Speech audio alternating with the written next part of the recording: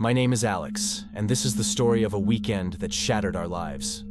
It started with an invitation from my old friend, Sarah, to a weekend getaway at her family's mansion. It was supposed to be a chance for our group of friends to reconnect after years apart. Little did we know, the house had other plans. The mansion was a sprawling Victorian estate nestled in the remote woods of upstate New York. As I drove up the winding driveway, the sight of the imposing structure sent a chill down my spine. The house loomed over the landscape, its dark windows like empty eyes staring into my soul. I parked my car and got out, the crunch of gravel under my feet the only sound in the eerie silence. The others had already arrived. I could see their cars lined up near the entrance. I walked to the front door and knocked, the sound echoing through the house like a gunshot. The door creaked open, and Sarah stood there, a bright smile on her face. "Alex, you made it!" She hugged me tightly, and for a moment, the unease I felt melted away. We stepped inside, the warmth of the house a stark contrast to the cold air outside. The interior was just as grand as the exterior, with high ceilings, ornate woodwork, and antique furniture. The rest of our friends were gathered in the living room: Mark, Lisa, and Josh. We greeted each other with hugs and laughter, the years falling away as we reminisced about old times. We settled in, and the evening passed in a blur of conversation, wine, and laughter. As night fell, the house seemed to come alive with the sounds of creaking floorboards and distant whispers. I dismissed it as my imagination, the product of too much wine and the eerie atmosphere. It was around midnight when the first whispers started. We were all sitting in the living room sharing stories and jokes when Lisa suddenly went quiet, her face pale. "Did you hear that?" she asked, her voice trembling. "Hear what?" Mark replied, looking around. "That whisper. It sounded like it came from the walls." We all listened, but there was nothing. Just the crackling of the fireplace and the distant hoot of an owl. We shrugged it off and continued our conversation, but the unease lingered. As the night wore on, the whispers grew more frequent. They were faint, almost imperceptible, but unmistakable. It was as if the walls themselves were trying to speak to us. We tried to ignore it, but it was impossible. The whispers seemed to follow us wherever we went, growing louder and more insistent. I lay in bed that night, staring at the ceiling, the whispers a constant murmur in the background. They seemed to be saying something, but I couldn't make out the words. I felt a growing sense of dread, as if something terrible was about to happen. The next morning, we gathered in the kitchen, our faces drawn and tired. None of us had slept well, the whispers haunting our dreams. We tried to brush it off, but the fear was palpable. "We need to find out what's going on," Sarah said, her voice steady, but her eyes filled with fear. "There's something wrong with this damn house." Determined to get to the bottom of it, we started digging into the house's history. What we found was more horrific than we could have imagined. The house had once been a sanatorium, a place where patients were subjected to unethical experiments designed to manipulate dreams. The doctors, it seemed, were obsessed with understanding and controlling the subconscious mind, pushing their patients to the brink of insanity. We unearthed old newspaper clippings and journals hidden away in the attic. The articles detailed a series of gruesome murders that had taken place in the mansion years ago. As we pieced together the fragmented story, a chilling picture emerged. Dr. Edwin Hargrave, the head physician, had conducted cruel and inhumane experiments on his patients, believing that he could unlock the secrets of the human mind through extreme psychological manipulation. Patients were subjected to sleep deprivation, forced to endure constant auditory and visual stimuli, and injected with hallucinogenic drugs. These experiments were meant to strip away the barriers of the conscious mind and expose the raw, unfiltered subconscious. But the experiments had unintended consequences. The patients began to experience horrific nightmares, their minds fracturing under the strain. Some patients succumbed to madness, while others became catatonic, trapped in a waking nightmare. Desperate to hide the evidence of his failures and driven by his own twisted curiosity, Dr. Hargrave began murdering his patients and hiding their bodies within the walls of the mansion. The first victim, Eleanor Pierce, had been a young woman who suffered from severe insomnia. Hargrave's experiments had driven her to the brink of insanity. In a final, desperate act, he strangled her and hid her body in a secret compartment behind the library wall. Her spirit, tormented and restless, was the first to haunt the mansion. Next was Samuel Wright, a middle-aged man plagued by night terrors. Hargrave forced him to stay awake for days on end, injecting him with powerful hallucinogens. Samuel's mind shattered, and he became violent, attacking anyone who came near him. Hargrave saw no other option but to end Samuel's life, stabbing him repeatedly and sealing his body within the walls of the basement. The most disturbing case was that of Margaret Sinclair, a mother of two who had been admitted for severe depression. Hargrave believed that by inducing extreme fear, he could shock her mind back to normalcy. He subjected her to horrifying scenarios, using elaborate setups to make her believe she was in mortal danger. When she finally broke, Hargrave drowned her in a bathtub and entombed her body behind the bathroom wall.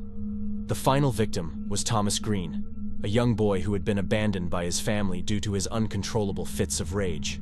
Hargrave saw him as the perfect subject for his most extreme experiments. He locked Thomas in a small, dark room, depriving him of all sensory input for weeks.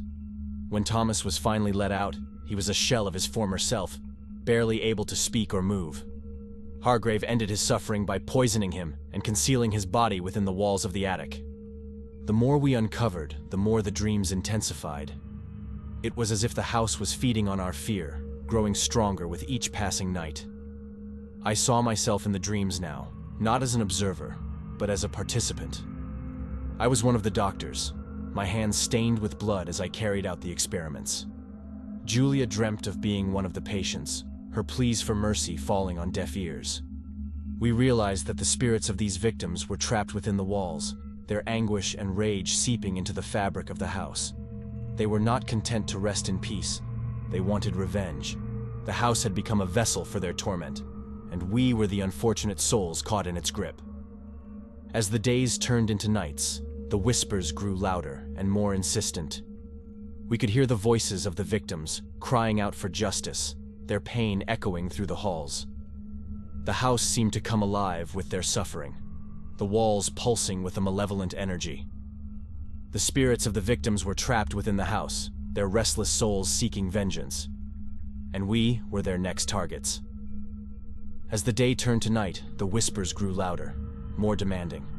They seemed to be coming from everywhere, filling the house with a cacophony of voices. We gathered in the living room, the fear in our eyes reflected in the flickering firelight. "We need to get out of here," Lisa said, her voice trembling. "This place is cursed." "But the roads are blocked," Josh pointed out. "The storm last night knocked down trees. We're trapped here." Panic set in as we realized the gravity of our situation. The whispers grew louder, the voices overlapping, creating a dissonant symphony of fear. It was then that we noticed something even more unsettling. The whispers seemed to be addressing each of us by name. "Alex!" I froze. The voice was faint but clear. It was a woman's voice, filled with sorrow and anger. "Mark." Mark's face paled. "Did you hear that?" "Lisa!" Lisa clutched her head, tears streaming down her face. "Make it stop." The voices continued, growing louder and more insistent. They spoke of guilt and betrayal, dredging up memories we had tried to forget. It was as if the spirits knew our deepest fears, our darkest secrets, and were using them against us. The mansion seemed to change as the night wore on. The walls closed in, the shadows lengthened, and the air grew thick with malevolence. The whispers were constant now, a relentless assault on our sanity. We were all on edge, our nerves frayed to the breaking point. Mark snapped first, shouting at the voices to leave us alone. He stormed off, and we heard his screams moments later. We found him in the hallway, his eyes wide with terror, his hands clutching at his head. "They're in my mind," he screamed. "I can't take it anymore." We tried to calm him down, but he was beyond reach. He ran off into the darkness, and we didn't see him again. Lisa was next. The whispers seemed to focus on her, their voices accusing and hateful. She broke down, sobbing uncontrollably, her mind unraveling under the relentless assault. She disappeared into the mansion, her cries echoing through the halls. Sarah and I were the only ones left. We huddled together in the living room, the fire our only source of light and warmth. The whispers were deafening now, a constant barrage of fear and despair. "We need to confront them," Sarah said, her voice trembling. "We need to face the spirits and make amends." I nodded, though I had no idea how we would do that. We stood and made our way through the mansion, following the whispers to their source.